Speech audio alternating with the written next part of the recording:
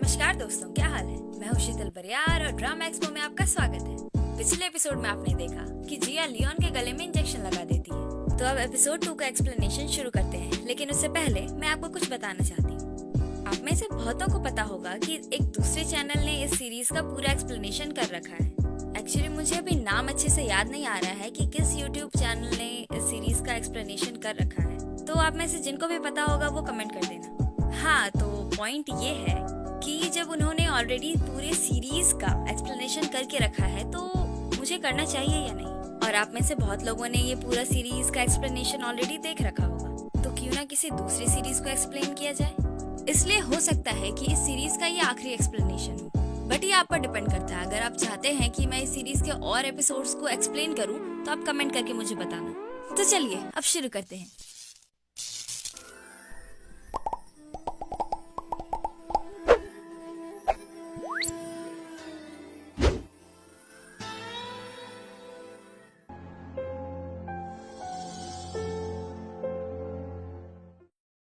Episode की शुरुआत Leone के पास्ट लाइफ से होती है, जहां वो बिग डेदुगन या व्हाटएवर जो भी नाम है इसका का मास्टर होता है। एक ऐसा माउंटेन स्पिरिट जो बारिश और हवा को कंट्रोल कर सकता था। अगर ये इंडिया में होता तब तो इंद्रदेव कहलाता। एनीवे, वो एक ऐसा नाइन टेल फॉक्स था जो कि बहुत ही डिफरेंट लेवल का था। तो होता ये है कि एक दिन वो सो रहा होता है और एक छोटी सी बच्ची आकर उसके सर को सहलाती है। लियोन की नींद टूटती है और वो बोलता है, तेरे को मरने का है क्या? इस पर वो बच्ची बोलती है, हैं? ये क्या बोल रहे हो? जब मैं अपने कुत्ते को ऐसे ही सहलाती हूँ तो उसे तो बहुत अच्छा लगता है। गजब बेइज्जती है। लियोन बोलता है, तुम्हारी हिम्मत कैसे हुई? तुम्हें पता भी है मैं कौन हूँ? मैं क्या करेगा बाबा जान के तेरे को कि तू कौन? बच्ची बोलती है, तुम एक फॉक्स हो, है ना? मेरा नाम अयम है। फिर वो बच्ची उससे मिलने आने लगी। समय बीतता गया और वो बच्ची बड़ी हो गई। वो अपने साथ हमेशा एक लाल छाता कैरी करती थी, जो शायद उसे बहुत पसंद था। एंड आई थिंक यही वजह है कि लियोन हमेशा अपने साथ वो लाल छाता रखता है। अयम लियोन के साथ बहुत टाइम स्पेंड करती थी। वो दोनों पूरे माउंटेन में इधर उधर घूमते रहते थे और दोनों को एक दूसरे से प्यार हो गया। ये तो होना ही था। वैसे एक चीज मुझे समझ नहीं आई, ये अयम लियोन के साथ इतना टाइम स्पेंड कर कैसे लेती थी? उसकी मम्मी उससे घर में कुछ काम वाम नहीं करवाती थी क्या?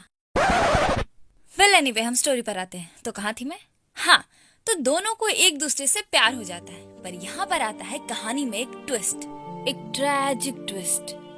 जैसा कि अक्सर पुराने जमाने के लव स्टोरीज के साथ हुआ करता था, यहाँ भी वही हुआ है। जी हाँ, आप सही समझे, अयम की जान ले ली। फिर जब आत्मा को उसके डेस्टिनेशन तक ले जाने वाली देवी अयम की आत्मा को सैमडो रिवर से लेके जा रही थी, लियोन उसके पीछे पीछे दौड़ता हुआ आता है और रिवर के पानी को फ्रीज कर देता है। पर प्रॉब्लम ये है कि वो उसे जाने से रोक भी नहीं सकता, क्योंकि वो एक आत्मा है।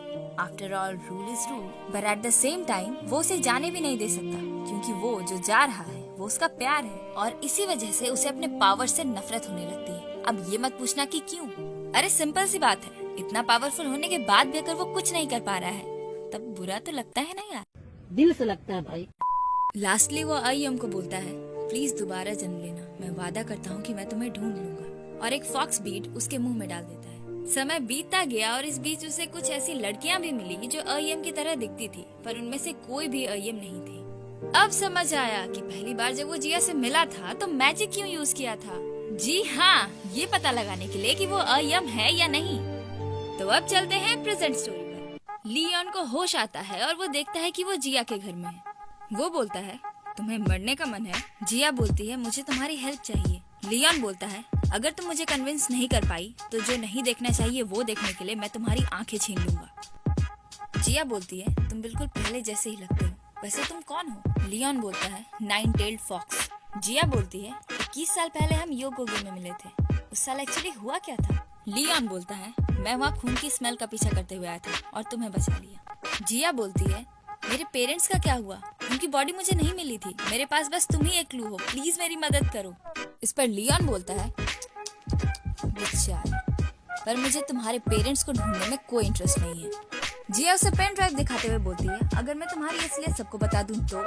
लियोन उसके पास आता है और उसे एक आंख से अंधा कर देता है। फिर बोलता है, किसी को भी धमकाने से पहले ये अश्योर कर लो कि तुम इससे ज्यादा पावरफुल रहो। और उसके दूसरे आंख की भी रोशनी लेने के लिए अपना हाथ बढ़ाता है। तभी जिया बोलती है, मैं तुम्हें धमका नहीं रही थी, बस मैं अपना चांस ले रही थी। फिर पेन ड्राइव को चाय के कप में डाल देती है और फिर बोलती है अगर कोई फॉक्स किसी के एहसान के तले दबा होता है तो वो उसे चुकता जरूर करता है। मुझे फर्क नहीं पड़ता कि तुम इंसान हो या लंगड़ी, मैंने जो भी देखा है मैं वो सब अपने दिमाग से निकाल दूंगी, लेकिन मेरे पेरेंट्स को ढूंढने के बाद। फिर क्या था, लियोन उसकी आंखों को ठीक कर देता है। औरत का चक्कर बाबू भैया, औरत का चक्कर। रात को जिया अपने पेरेंट्स के साथ बचपन में बिताए हुए उन सुहाने पलों की वीडियो देख रही होती है और इमोशनल हो रही होती है। वीडियो खत्म हो जाती है और जैसे ही वो रिमोट से टीवी को ऑफ करने वाली होती है तभी टीवी पर एक स्क्रीन स्लैश होता है जिसमें उसके पेरेंट्स खड़े होते हैं। उसकी माँ के हाथों में कुछ होता है, वो ये देखकर चौंक जाती है और बोलती है माँ। तभी उसकी माँ उस चीज को जिया की तरफ बढ़ाती है कि बूम। जिया डर जाती है, फिर उस चीज को हाथों से उठाकर देखती है तो उसकी नींद खुल जाती है। अच्छा, तो ये सपना था। हाँ, मेरी किडनी में तो हार्ट अटैक होने वाला था। अरे बाबा टाइम बहुत खराब आ गया है। पहले हार्ट में होता था हार्ट अटैक, अभी किडनी में भी हार्ट अटैक होता है। चले एक काम कर, 200 रुपए दे और 50 रुपए काट ओवर एक्टिंग की वजह से। फिर दिखाया जाता है कि Leon after life immigration house गया है जहाँ वो उस सन की लेडी से पूछता है कि अयम का पुनर्जन्म हो चुका है ना। वो लेडी उसे नहीं बताती। फिर वो पूछता है कि क्या ये पॉसिबल है कि अपने पुराने चेहरे के साथ वो जन्म ले। इस पर वो लेडी बोलती है पुनर्जन्म रैंडम होता है, तुम्हें तो ये प्रे करना चाहिए कि वो कहीं लड़के का रूप में जन्म ना ले ले। लियोन बोलता है लड़का हो या लड़की, सुंदर हो या बदसूरत, फर्क नहीं पड़ता, बस अभी तक वो 60 साल की नहीं हुई। लेडी बोलती है तुम्हारे उम्र के सामने फिर भी वो बच्ची ही कहलाएगी। लियोन बोलता है नहीं, मैं बस ये नहीं चाहता कि फाइनली उसे मिलने के बाद वो इतनी जल्दी मर जाए।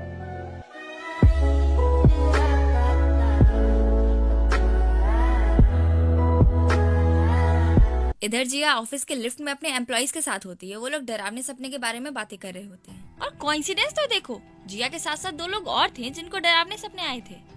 इधर लियोन उस लेडी को एक लिपस्टिक देता है और जिया के पेरेंट्स के बारे में पता लगाने को बोलता है। वो जिया से उसके पेरेंट्स के मरने का समय पूछता है और फिर दोनों एक रेस्टोरेंट में मिलते हैं जहाँ वो जिया को बताता है कि उसके पेरेंट्स का नाम मरने वालों की लिस्ट में है ही नहीं। दैट मीन्स कि वो जिंदा है। Oh my God! जिया पूछती है कि वो लोग कहाँ हैं, तो लियोन बोलता है कि इस बारे में उसे अभी पता नहीं। फिर वो लोग थोड़ी और बातें करते हैं और फिर वहाँ से निकल जाते हैं। उधर ऑफिस में जिया के जो 2 एम्प्लॉइज थे जिन्होंने डरावने सपने देखे थे वो सच होते हुए नजर आ रहे थे। मतलब उन्हें जो डरावने सपने आ रहे थे वो कोइंसिडेंस नहीं था, बल्कि कहीं पे कुछ तो गड़बड़ है। कुछ तो गड़बड़ है, कुछ तो गड़बड़ है। इधर लियोन जिया से बोलता है कि मेरा काम खत्म हो गया तो अब हम नहीं मिलेंगे। जिया उसे जाने से मना करती है और उसकी मदद करने को बोलती है। लियोन बोलता है हम दोनों अलग अलग दुनिया में रहते हैं तो तुम्हारे लिए यही अच्छा होगा कि तुम हमारी दुनिया से दूर रहो। वैसे भी अगर तुम मेरे साथ रहोगी तो मेरे लिए एक बोझ ही रहोगी। जिया बोलती है ना ही मैं तुम्हारे रास्ते में आऊंगी और ना ही तुम्हारे लिए बोझ बनूंगी, बट प्लीज तुम इस बार गायब मत होना। तभी जिया को एक कॉल आता है और उसे उसके कोवर्कर की मदर के डेथ के बारे में पता चलता है। एंड यू नो व्हाट, मैं कुछ देर पहले एक डरावने सपने की बात कर रही थी ना, ये वही डरावना सपना था जो सच हो गया था। फिर वो लियोन को डरावने सपने के कोइंसिडेंस के बारे में बताती है क्योंकि अकॉर्डिंग टू हर ये तो एक कोइंसिडेंस ही था ना। लियोन कुछ सोचता है फिर बोलता है क्या तुम सच में देखना चाहती हो मेरी दुनिया? नहीं। फिर दिखाया जाता है कि जिया अपने कुछ इक्विपमेंट स्टूडियो में भूल गई थी जिसे वो लेने गई है। जो आदमी उसके वो इक्विपमेंट्स ढूंढ रहा था उसके सामने वो कुछ सिक्के गिराती है। उन सिक्कों को देखकर उस आदमी के शरीर में एक अजीब सी सेंसेशन होने लगती है और उसकी आंख लाल हो जाती है। फिर अचानक से वो उन सिक्कों को खाने लगता है। ये देखकर जिया चौंक जाती है और बोलती है ये क्या। वो आदमी उस पर हमला करने के लिए आ रहा होता है कि तभी लियोन वहाँ जाता है और उन दोनों में हाथापाई होने लगती है। लियोन उसे पटक पटक कर मारता है और जैसे उसकी जान लेने वाला होता है वो उसे रिक्वेस्ट करता है कि प्लीज मुझे मत मारो। लियोन बोलता है एक गुड रीजन बताओ कि मैं तुम्हें क्यों ना मारूं। वो बोलता है मुझे तुम्हारे भाई ने भेजा, उसने बोला था कि मुझे यहाँ बहुत खाने को मिलेगा। तभी जिया पूछती है ये कौन है। लियोन बोलता है बुगसरी। अब ये बुगसरी क्या है?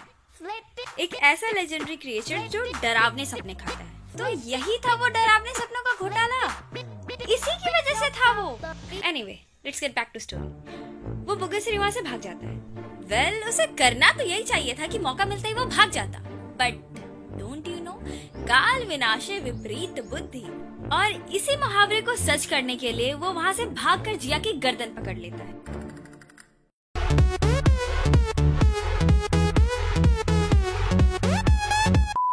लियोन उसके पास आते हुए बोलता है अब बताओ। बुगसरी बोलता है नजदीक मत आओ। लियोन बोलता है अबे चुप कर चिंदी, मैं इस लड़की से पूछ रहा हूँ। तो अब बताओ, इस तरह की सिचुएशन में तुम मेरे लिए बोझ ही बनोगी ना? और फिर 3 सिक्कों से उस बुगसरी को मार देता है। भगवान उस बुगसरी की आत्मा को शांति दे जिसने इस मुहावरे को सच करने के लिए अपनी जान दे दी। तुम्हारा ये बलिदान हम के ड्रामा लवर्स कभी नहीं भूल पाएंगे। लियोन बुगसरी को मारने के बाद जिया से बोलता है, अब तुम जहाँ से आई हो वहीं चली जाओ, अपनी दुनिया में, इंसानों की दुनिया में। फिर दिखाया जाता है कि कुछ मछुआरे बीच तालाब में मछली मार रहे होते हैं कि तभी उन्हें एक स्कल मिलता है। और कमाल की बात तो ये है कि वो स्कल उनके ही किसी साथी मिस्टर सीओ का होता है। अब आप ये सोच रहे होंगे कि उन्हें कैसे पता चला कि ये स्कल उनके साथी का है, राइट? तो जरा गौर से इस खोपड़ी की दांतों को देखो। जी हाँ, इसी से पता चला है। ओके, अब आगे बढ़ते हैं। जिया को डिटेक्टिव के जरिए ये बात पता चलती है और वो इस बारे में और डिटेल लेने के लिए उनसे मिलने जाती है। उधर लेट मिस्टर सीओ के केस पर इन्वेस्टिगेशन चल रही होती है, उनकी बेटी रो रही होती है, तभी ली रैंग वहाँ आता है। ली रैंग कौन? अरे वही लियोन का भाई। वैसे आपने कुछ नोटिस किया, जब भी कुछ गड़बड़ होती है ये बंदा वहाँ जरूर होता है। ये बंदा मुझे सही नहीं लगता, ये कोई तो खुराफात करने वाला है, मैं बता रही। हम मालूम है, तेरे बाप को मत सिखा, चल।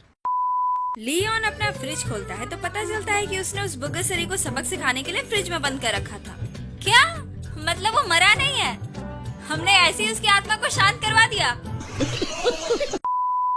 लियोन बुगसरी से ली रैंग के बारे में पूछता है और फिर उसे वार्निंग देने के लिए चला जाता है। उनकी बातों से पता चलता है कि ली रैंग आईएम से इसलिए नफरत करता था क्योंकि उसकी वजह से उसका बड़ा भाई यानी कि लियोन ने अपनी पोजीशन, प्राइड, पावर, इवन अपने छोटे भाई यानी कि ली रैंग को भी छोड़ दिया। Oh, now I'm starting to develop a soft corner for him in my heart. So sweet. But then इसकी ये कनिंग से स्माइल और बैकग्राउंड म्यूजिक सुनकर इस पर बहुत ज्यादा गुस्सा आ जाता है। Control control. जिया और लियोन इन्वेस्टिगेशन करने के लिए उसी आइलैंड पर जा रहे होते हैं जहाँ वो स्कल वाला केस हुआ है, साथ ही कुछ क्लूज ढूंढने के लिए भी। लियोन अपनी पुनर्जन्मी गर्लफ्रेंड का और जिया अपने लॉस्ट पेरेंट्स का। और एक कमाल की बात बताऊं, ये वही आइलैंड है जहाँ पर पहले लियोन और आईएम रहा करते थे। What? जब वो आइलैंड पहुँचते हैं तो लेट मिस्टर सीओ की बेटी से मिलते हैं। वो उन्हें अपने साथ घर लेकर जा रही होती है और वहाँ के लोग उन्हें बहुत ही अजीब तरीके से घूर रहे होते हैं। घर पहुँचने के बाद जिया उस लड़की का इंटरव्यू लेती है और केस से रिलेटेड सारी चीजें पूछती है। फिर वो वहाँ के लोगों से पूछताछ करने के लिए जाती है, पर किसी डर की वजह से कोई उसे बात करने के लिए ही तैयार नहीं होता। फिर लियोन वहाँ के पक्षियों से पता करने के लिए कि वहाँ क्या चल रहा है वहाँ के जंगल में जाता है। वहाँ वो जिया को बताता है कि वह एक डेड फॉरेस्ट बन चुका है क्योंकि वहाँ के सभी स्पिरिट्स अब उस जंगल को छोड़कर जा चुके हैं और इसका कारण वहाँ के लोगों का उन स्पिरिट्स को भूल जाना और छोड़ देना है। फिर वहाँ पर एक बच्ची आती है जो वहाँ के गार्डियन ट्री की स्पिरिट होती है। वो वहाँ के फॉर्मर मास्टर यानी कि लियोन को ग्रीट करती है। लियोन उससे पूछता है कि यहाँ क्या हुआ था। वो बताती है कि उसे कुछ नहीं पता क्योंकि आइलैंड बदल चुका है। वहाँ के हाउस स्पिरिट्स जो घरों की रक्षा करते थे और लैंड स्पिरिट्स सभी जा चुके हैं, इसलिए अब ऐसा कोई नहीं बचा जिनसे वो जान सके कि टाउन में क्या चल रहा है। लियोन ने पूछा ऐसा कब हुआ था। गार्डियन ट्री स्पिरिट बताती है कोरियन वॉर के ठीक बाद कुछ बुरी चीज आंधी की तरह आई थी पर वो उसे रोक नहीं पाई क्योंकि वो कमजोर थी और अब वो वहाँ से जा नहीं सकती क्योंकि वो पेड़ में बंधी रस्सियों की वजह से फंसी हुई है। फिर जिया उन रस्सियों को काट कर उसे आजाद कर देती है।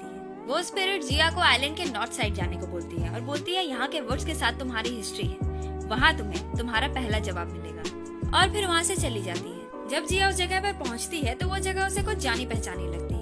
वो अपने बैग से एक फोटो निकालती है। फिर पता चलता है कि उसके मम्मी पापा उस जगह पर पहले आ चुके हैं जब उसका जन्म नहीं हुआ था और उसकी मम्मी प्रेग्नेंट थी तब।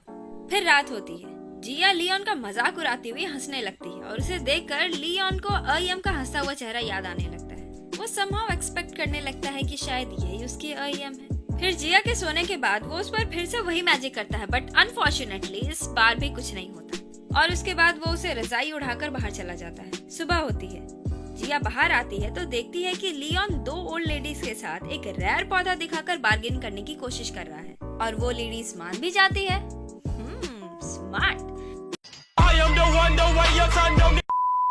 फिर जिया उनसे पूछताछ करती है। वो लेडीज डरते हुए बोलती है कि किसी को मत बताना कि हमने तुम्हें ये सब बताया है और फिर बताती है कि ये पहली बार नहीं हुआ है, इससे पहले भी इंसानों की खोपड़ी मिली है।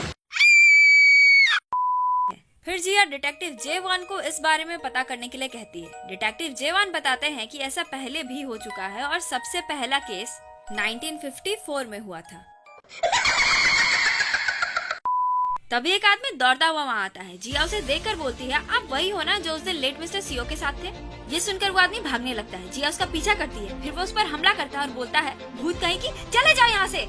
और ये बोलने के बाद उस पर फिर से हमला करता है। तभी लियोन बीच में आ जाता है और उसे चोट लग जाती है। फिर लियोन उसके हाथ से वो हैमर ले लेता है, उसे मारने ही वाला होता है कि जिया उसे रोक देती है और वो आदमी वहाँ से भाग जाता है। फिर दिखाया जाता है कि ली रैंग भी उस आइलैंड में आ चुका है और वहाँ के लोग अचानक से मर रहे हैं। इधर लियोन जिया के चोटिल कंधे पर दवा लगा रहा होता है। फिर देखता है कि